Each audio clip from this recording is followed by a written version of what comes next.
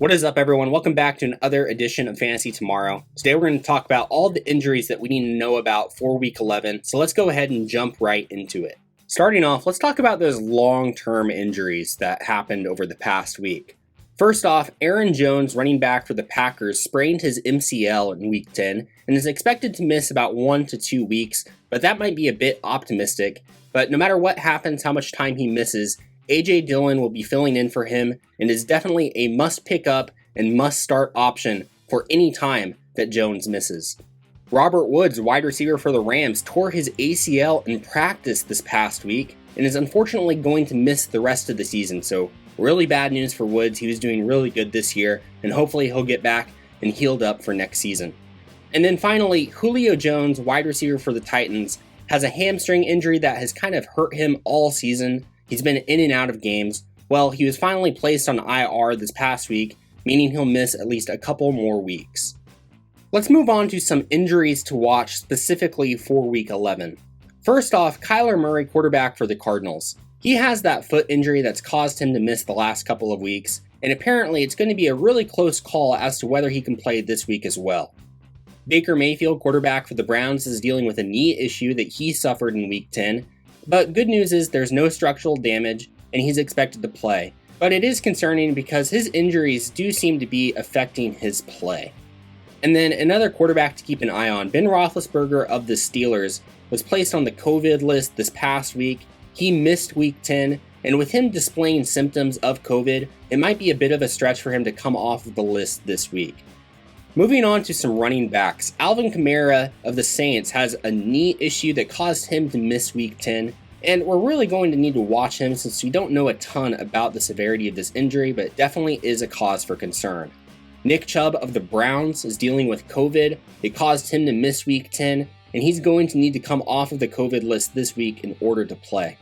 Saquon Barkley of the Giants is dealing with that ankle injury that's cost him a bunch of time this season. The Giants are coming off of their bye, and apparently Barkley is participating more in practice, so that's a good sign for him.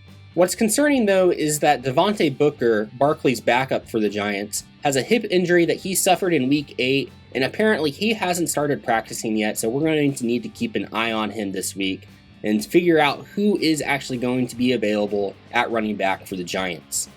Chris Carson, running back for the Seahawks, is dealing with a neck injury. Apparently he was close to returning in Week 10, and we're going to have to see whether he can make progress this week and actually finally make his return. Damien Harris of the Patriots is dealing with a concussion that caused him to miss Week 10. He's going to have to pass concussion protocol in time for Thursday night, and that might be a bit of a stretch. Miles Sanders of the Eagles is dealing with an ankle injury. He could come off of IR this week, but there really hasn't been much recent word on his status, so that is concerning. Cordarrelle Patterson, running back for the Atlanta Falcons, is dealing with an ankle injury that he suffered this past week, and it might be tough for him to recover in time for that Thursday night game against the Patriots. Kareem Hunt of the Browns is dealing with a calf injury. He could come off of IR, but reportedly Hunt could remain on the sidelines up until December, so it's not looking likely that he'll be available for this week. Clyde Edwards-Helaire of the Chiefs has a knee injury that put him on IR, but he could come off this week, and apparently, according to Andy Reid, he has a good chance to actually return this week. Let's move on to some wide receivers. First off, DeAndre Hopkins of the Cardinals is dealing with a hamstring injury that's caused him to miss the past couple of weeks. He's going to need to participate in practice this week in order for us to feel confident about him. CeeDee Lamb of the Cowboys has a bruised arm, but Coach Mike McCarthy said that he should be fine for this week, so no concern there. Chase Claypool of the Steelers has a toe injury that caused him to miss Week 10. We'll need to see whether he's able to make progress this week and actually play. Antonio Brown of the Buccaneers has that ankle injury that's cost him a bunch of time, but apparently he's finally out of the walking boot and he could actually practice this week. Moving on to some tight ends, Rob Gronkowski of the Buccaneers is still dealing with a back injury. He missed Week 10. He's missed a ton of time this season, so it's really just hard to predict when Gronk is actually going to return to the field. And then finally, Dallas Goedert of the Eagles is dealing with a concussion that he suffered in Week 10, and he's going to have to clear protocol this week in order to play, so definitely want to keep an eye on him. But guys, I know that was a lot of injuries, so here's a sheet to kind of help us remind ourselves of all these injuries. You could download this or print it out so that you can use this when making waiver claims, when setting your lineups, and just to serve as a reminder as we get later into the week.